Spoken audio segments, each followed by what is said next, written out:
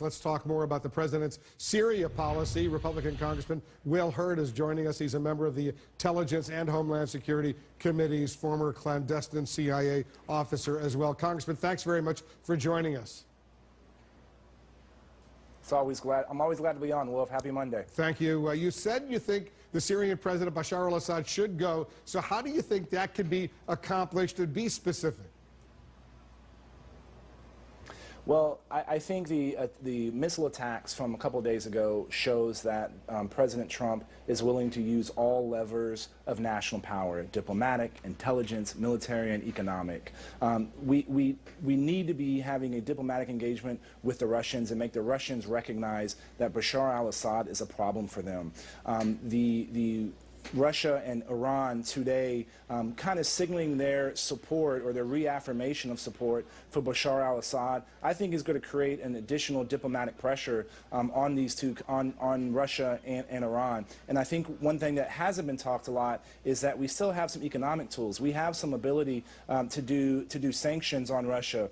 If they were involved in this chemical weapons attack, there are tools that we can use unilaterally, but also working to build a coalition of many of our European partners to do that, to put additional pressure on Russia to make sure that they back away from their support of Bashar al-Assad. Were they involved with the Syrians in launching that chemical weapons attack at Idlib that killed all those civilians, including a lot of children?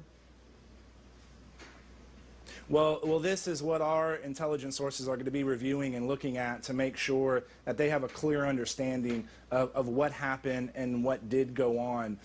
Because I think that their reaffirmation of support to Assad is condoning these chemical attacks in the future. And I think that is unforgivable, and this is something that we can't let stand. But as you know, the Trump administration right now seems to be sending mixed messages when it comes to the future of Bashar al-Assad. Is that troubling to you that the Secretary of State, the UN ambassador, the White House press secretary, they're not necessarily all saying the same public things? The word I would use is that their strategy is evolving, but they are looking at this from a strategic viewpoint. We oftentimes have to respond to realities on the ground, and sometimes that doesn't fit within a larger strategic framework. But what the conversations that are going on now, the diplomatic engagement that Secretary Tillerson is going to be doing in the next few days, is now coming from a position of strength because President Trump has shown and proven that he's willing to use this military tool and lever of power in order to deal with Syria and Bashar al-Assad.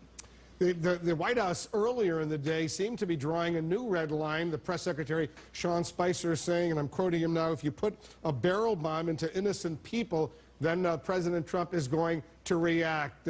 Assad, as you know, he's been using barrel bombs for years, very, very frequently, slaughtering people with the carnage has been awful. But does this signal to you a new red line? Because they seem to be walking that back later in the day. Well, I think it signifies that they're thinking about it and that this is a potential part of a strategy that outlines how we would respond militarily to what Assad and the Russians do within Syria. We have to remember that there is a refugee problem from Syria because of Bashar al-Assad.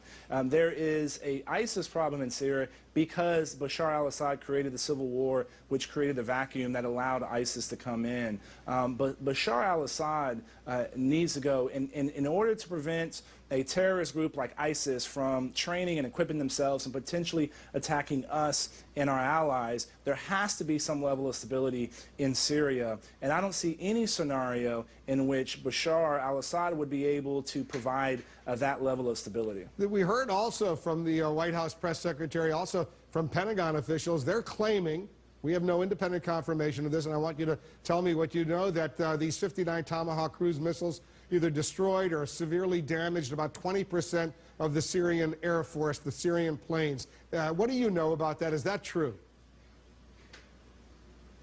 Well, there was definitely, they're doing a bomb damage assessment as we speak. I think the attack was successful.